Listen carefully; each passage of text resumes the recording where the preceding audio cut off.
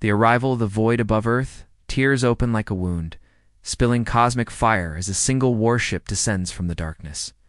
Its metallic hull glows with ancient runes, names of civilizations it has reduced to ash. Across the world, crowds gather around screens, watching in terror as the ship's shadow blankets cities.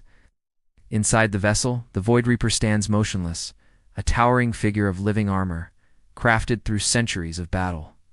His mission is simple: challenge Earth's chosen representative, claim victory, and prepare the planet for annexation. Panic spreads across every government command room.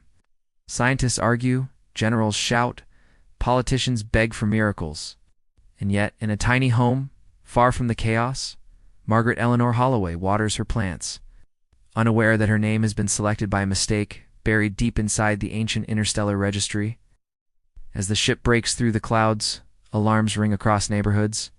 Margaret steps onto her porch, looking up at the glowing sky. Oh dear. This looks serious, she murmurs, as though commenting on a coming rainstorm. While the world prays for a savior forged from steel and fire, fate has sent something far more unexpected: a grandmother with soft eyes, steady hands, and a lifetime of quiet courage. The selection inside a frantic World Council chamber, leaders demand answers. How did this happen? Someone screams, slamming their fist on the table. An officer trembles as he projects the ancient treaty on the screen. The rule is clear: every planet must send a single representative, and Earth's name somehow registered Margaret Holloway as its champion. The room erupts. She's 73. She can't even run. This must be reversed. But the treaty is sacred, older than any star map. It cannot be changed. Meanwhile, Margaret sits calmly in a transport vehicle heading toward the briefing facility. She listens to the frantic explanations, nodding as if she's being told about a neighborhood meeting. "I understand," she says softly. "If I was chosen, I'll go." Yes. Someone has to. Her escort stares at her, confused by her composure. Most people would be screaming by now. But Margaret has faced her share of storms, losing her husband, raising 3 children alone, surviving illness, helping others stand when she could barely stand herself. When she enters the preparation hall, cameras flash. The world stares at this fragile-looking woman. Margaret simply adjusts her sweater and asks, "Does he have allergies? Do you know what I'm dealing with?" The room falls silent. The landing of the ground trembles as the Void Reaper-S ship touches down in a deserted valley chosen for the duel. Dust swirls, lightning cracks across the sky, and the air hums with the power of alien machinery. Soldiers watch from distant bunkers, gripping binoculars. "Oh, where is she?" one whispers. Then Margaret appears, walking slowly with a cane, wearing a knitted cardigan and comfortable shoes. No armor, no weapons, just a cloth bag tucked under her arm. The Void Reaper steps forward, towering above her like a nightmare forged from metal and fury. "You are Earth's champion?" his voice booms, shaking the valley. Margaret squints up at him. "Well, someone had to come, and I'm not about to let my grandkids grow up under some bully." The Void Reaper pauses, taken aback. No planet had ever sent someone like this. He raises his energy blade to begin the duel, but Margaret casually opens her bag. "Before we start, I brought some snacks. You look hungry?" The alien freezes. This is not how battles begin. Confusion ripples through him, unsettling his warrior instincts.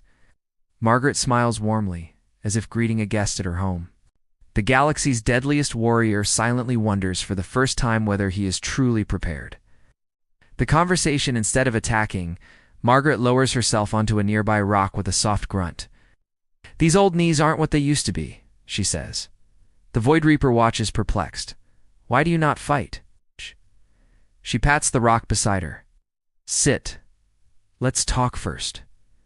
No one has ever spoken to him like this. Yet something in her voice, gentle, steady, disarms him more effectively than any weapon. Hesitantly, he sits. Margaret asks him about his life, his battles, his purpose. The warrior recounts centuries of conquest, every victory adding a crack to the shell around his soul. "Did any of it make you happy?" she asks quietly. He falls silent. Happiness is a concept he never examined. She tells him about loss, love, and the strength it takes to keep going when everything feels heavy. Her words weave around him like soft light. "Strength is not destruction," she says. Strength is surviving the pain life gives you on still choosing kindness. The Void Reaper clenches his fists, struggling with emotions he never allowed himself to feel. For the first time in countless ages, he questions the path carved for him. And the grandmother beside him smiles, sensing the shift. The surrender the skies watch in silence as the Void Reaper lowers his weapon, letting it sink into the earth. All across the world, screens flicker in disbelief. The galaxy's greatest warrior kneels, not because he was defeated, but because he was transformed. Great. Margaret gently places a hand on his armored forearm. "There's always another way," she whispers. The alien nods slowly. "Your world does not deserve conquest," he declares. "It deserves protection." Gasps echo through control rooms. Earth is safe. But more than that, Earth has gained an unlikely guardian. Soldiers emerge cautiously as the Void Reaper rises, his posture no longer menacing, but resolute. Margaret stands beside him, small yet radiating a power no weapon can replicate. Reporters rush toward her, demanding statements. She waves them off. Let the poor man breathe. He's been through enough. The Void Reaper bows his head to her. "You showed me a strength no battlefield ever revealed," she chuckles. "That's what grandmothers are for." As the world celebrates, Margaret returns home, placing her cane by the door. She sighs, makes herself a cup of tea, and smiles at the quiet house. The universe sent its deadliest warrior. Earth sent a grandmother, and love not force won the day. The dust is settled, but the world is still buzzing with disbelief. Not from fear this time, but from pure, heartwarming awe. News anchors struggle to explain what happened. Scientists argue over how a single conversation rewrote a warrior's destiny. And children across the planet pretend to save worlds with nothing but kindness and a knitted sweater.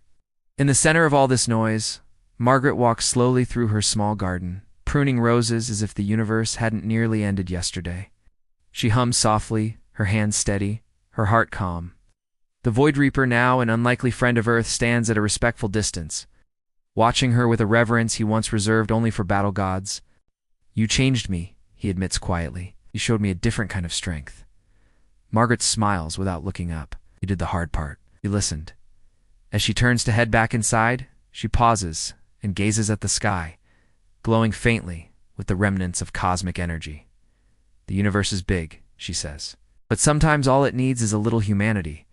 The camera slowly pulls away as she steps into her cozy home, leaving behind a world safer, wiser, and forever changed by the courage of an ordinary grandmother who faced the extraordinary end, taught even the deadliest warrior that peace is the bravest victory of all.